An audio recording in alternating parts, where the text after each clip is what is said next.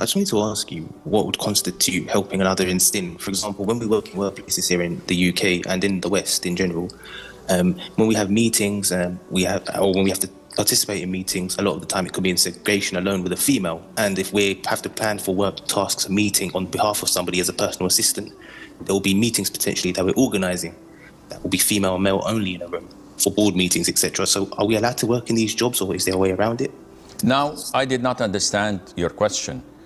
When you organize such meetings, are these meetings to flirt and socialize with co-workers? Yes or no?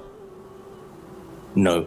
So the meetings are to discuss a project of building a high-riser or paving the roads, etc. Correct?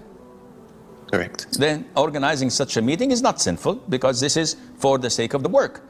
Those free mixing or not abiding by the etiquettes of Islam when working with the opposite gender, they're sinful for what they're doing, not for working on a building or constructing a road and the likes.